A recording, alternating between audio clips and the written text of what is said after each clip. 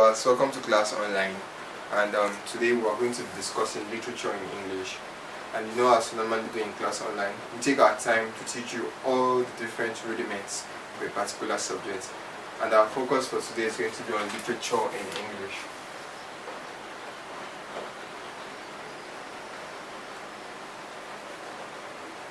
Now you might be wondering what part of literature in English we'll be discussing today.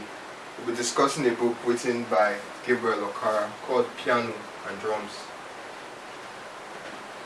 Piano and Drums.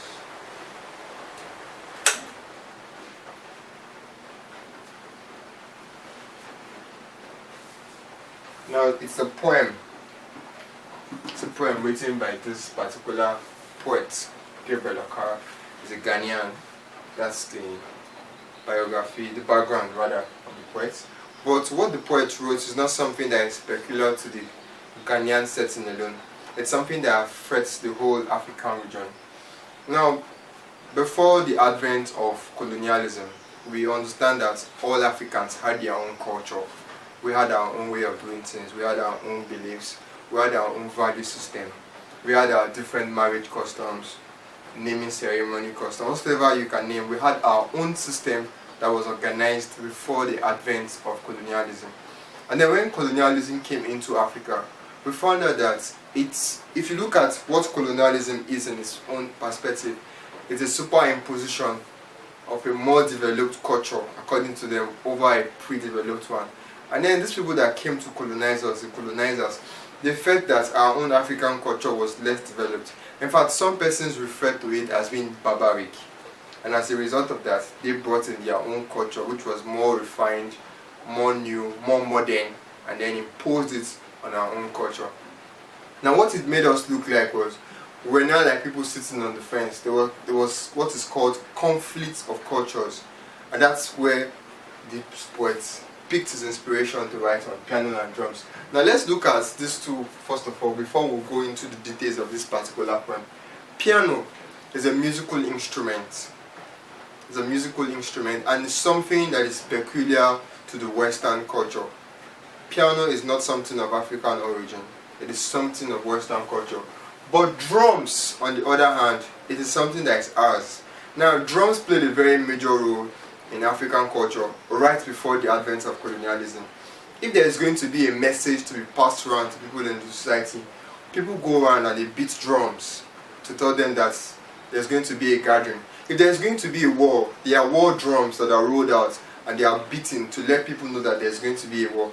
Every occasion had a reason for them beating drums. And these drums, they have some musical, what is it called? They have some accompaniment that goes with it. Now the drums make sound. Practically what comes out from a drum is a sound. Now but this sound are interpreted differently by the people to mean different things. That is why I said a particular drum could be beaten, and then people will understand it, that they would interpret it that there's a gathering for everybody. That same drum will be beaten, and some other persons will interpret it too as a war drum, a cry for war, for people to gather for war and all that. But then, what they had over there in the Western culture is what is known as piano.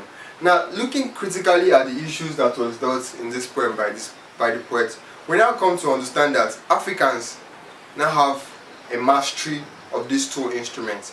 A mastery in the sense that an African man could play the piano and at the same time beat the drum.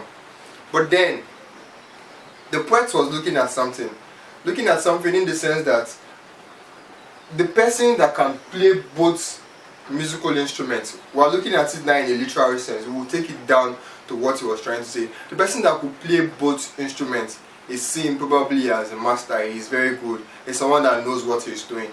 But on the other hand, there are some lapses or there are some flaws in the way he plays both instruments. He could be very good at the piano. He could also be very good at the drum. But there is one that he is best at. He cannot be good at the both of them at the same time. He should be best at one. It's either he's so good with the piano or he's so good with the drums. And let's bring it down figuratively to what the poet wanted to pass out to people out there. Now there are some culture we have in Africa that are not ours. This culture are not originally ours. They are imposed on us by the Westerners, by our colonizers. Now let's take for example our mode of dressing. We have our own African way of dressing that is very peculiar to us. We have our way of sewing our clothes, making our fabrics look African. But then there's this craze for the white fashion. And some persons, in a bid to make the both of them blend, have actually created an idea of wearing both the African fabric and the English fabric together, giving you something that looks different. But critically looking at it, the person that is wearing both, in the mind of Gabriel Okara, is confused. It's confused in the sense that the poet feels that what is African should be African and not be blended or mixed with that which is Western, or that which is about the white world.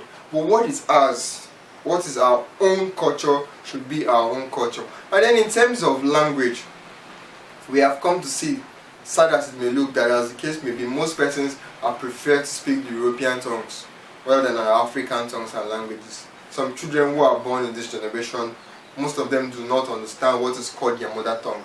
Rather, they speak the mother tongue of other people, which is English. And then apart from language, the kind of things we see in the society today, some things that ordinarily are not accepted, they are ordinarily not African norms. Let's say, for example, in Africa, we have respect for elders, we have respect for constituted authorities. Africans believe so much in respect. Now, I am not saying that Europeans do not have respect. They have respect. But then, the Europeans apply logic to almost everything they do. You can't tell an European child to do this just the way it is and the child will take it from you that way, hook, line and sinker. No, they have that liberty to question some ideas. They feel that at a certain point, this thing should not be. Why can't I do it this way? Why should I not do it this way? But in Africa, we believe that whatever constitution, whatever lay down rules and regulations that has been brought down for us, we should follow them that way. So what do we now have now? We have people who are bent on being disobedient.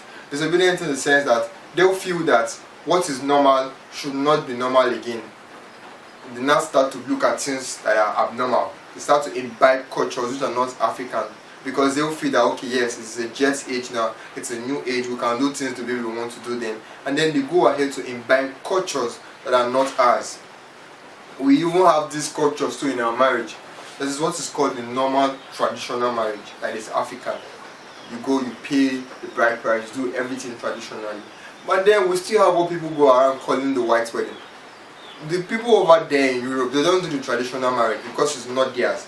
But we find out that we in Africa, we do both.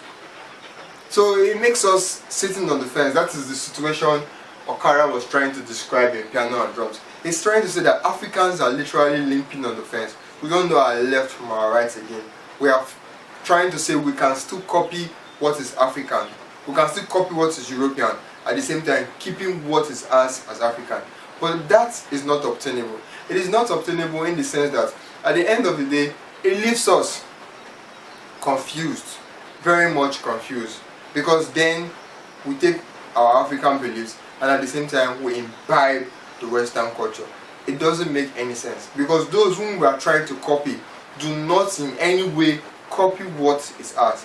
In fact, the poet went on to say that it's even an error for us to try to copy what is theirs, because when these people were bringing their own culture on us, they felt that theirs was more better, more developed than ours. In fact, they looked at our own as being barbaric, and as such, they wanted to pass their own idea, which was more refined, on our own, which is barbaric. That was what the poet was looking at in Piano and Drums. Now we have looked at the background.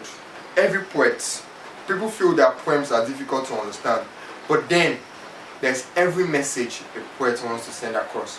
And here as Class Online, we try to make you understand that this is why this poet has written this narrative. What did he have in mind while he was trying to make this conscious engagement? And we made you understand right from our first class that literature as a subject is a mirror of the society.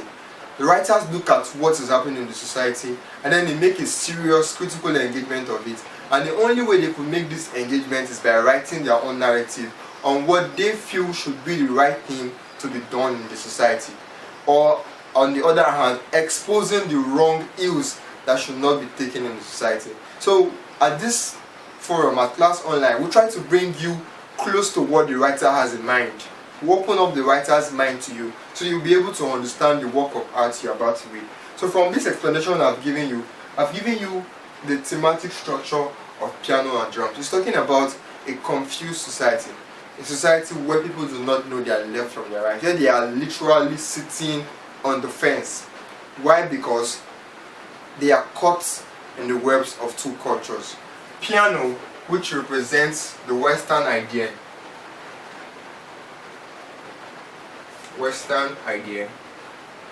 And then drums, which is the African idea. Now that is what Okara was trying to look at piano and drums. And the poem is made up of different lines, verse and stanzas, and he used the language that is very easy for everybody to understand in terms of the diction the poet employed in writing the book. He used a very simple language, something that everybody can relate with, in order to make the poem feasible for us to understand. So we are going to read as lines from the poem. So we critically bring out some of the poetic devices that was employed in the poem. Now the first line from the poem reads, "When at break of day at the riverside, I hear the jungle drums telegraphing, the mystic rhythm, urgent, raw, like bleeding flesh, speaking of primal youth and the beginning. I see the panther ready to pounce, the leopard snarling about to leap, and the hunters crouch with spears poised, and my blood ripples, turns torrent, topples the years, and at once I am in my mother's lap a suckling. At once I'm walking simple, packed with no innovations, rugged, fashioned with the naked warmth of hovering feet and groping hearts, in green leaves and white flower pulsing.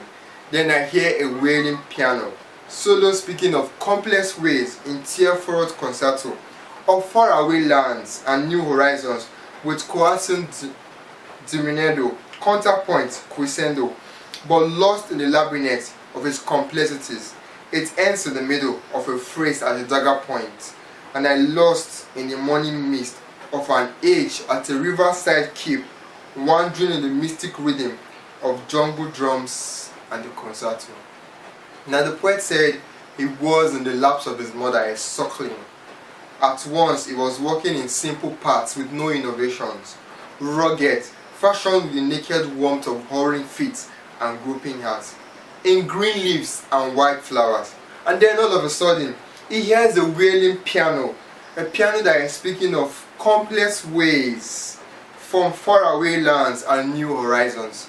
Now what this tends to show us is that we had our own calm, we had our own peace, we were doing things the way it best suits us. Before, according to the poet rather, we had a wailing piano that was speaking of complex ways. Now this wailing piano is colonization. They brought in customs, cultures that was different from us. And then at the end of it, he said he was wandering in the mystic rhythm of the jungle drums and that of the piano. And we know when somebody is wandering, it's not a good feeling. He is lost between listening to the rhythm of the piano and that of the jungle drums. Now this is the idea Okara was trying to bring out from the poets, like we earlier mentioned. That he's talking about two different cultures, clash of cultures, that has brought a lot of problems to Africans. We do no longer value our ancient African cultures, but I want to imbibe new ideas, Western ideas, European ideas that are contrary to what we have as our own African cultures. Now, we're going to look at the poetic device used by the writer in this poem. I said the language was easy to understand. For those of us viewers out there who are watching, we can understand that from reading the poem, we have a mental picture of what the poet is trying to paint. But then, the poet used some poetic devices such as metaphor and simile. He said something in line 4, stanza 4, line 20 to 21. It talks about a constant change in the face of the poet. Now, if you think of how a woman changes her dress, that is how often the poet tries to adjust his personality to that of the Western idea and that of the European culture. Then he also talks about repetition. There are some lines that the poet repeated continuously in the poet, and we understand that at times these repetitions are done for emphasis. He was trying to do this to tell us about the past. He has this nostalgia, he has this feeling about the good old days that he's trying to bring out from the poem. So the poem rather, Piano and Drums, is something that is very easy to understand. The language is not difficult, and then the themes, like we explained, is what we have on the board here. The clash of culture between the Western idea and that of the African idea. That's all about piano and drums. That's what this poem represents. So viewers out there, in an exam situation, I want to give you something you should have in mind. What you should have in mind is that what this poet is a very practical poem. Practical in the sense that it's something that affects every one of us who are of the African descent. Now, the poet is trying to tell us that we have a clash, we are lost, we are so confused, we are practically sitting on the fence as to our ideas. We have imbibed our African culture, which is ours, something that was given to us at birth, and then because of exposure, because of civilization like they called it, we have also imbibed another culture which is foreign, European and Western, and this has affected the way we do things. At the onset of this discussion, I started by looking at some critical engagements we've had on this clash of culture. Most persons have imbibed things. We don't want to mention them here on this clip, so it will not look like we're trying to probably talk down on some people's lifestyle or anything. But if we look at it, we have seen that most persons are acting or are behaving or are exhibiting some characters that are not ours. It is not our own characters, it's not African culture, these are not our customs, these are things people have picked from the European culture, and it's telling so badly on us. It's telling badly on us in the sense that we have dumped our values. Every culture have their value system. We have dumped our own value system in trying to copy that which is not ours. And it's painful that the people who are trying to copy do not try to copy us. That is why Okara said in the last line of the poem, that he is wandering between the mystic rhythm of the jungle drums and that of the piano. He has learned two cultures now. He is the one that is wandering, he's the one that is confused. The persons he learned them from are not confused, they are very comfortable with what they have in their climes. But we in this area, we want to copy everything, we want to emulate everything we see. I use the word emulate because at the end of the day, we do it more better than those persons we have copied it from. So viewers, that is all about Piano and Drums, written by Gabriel Okara. He is trying to make a passionate appeal that Africans should not be lost in trying to pursue that which is Western or that which is European. We should still understand that we have African values that have been given to us from time immemorial, that is ours, and we have to preserve them. So thank you very much for watching Class Online. See you next time.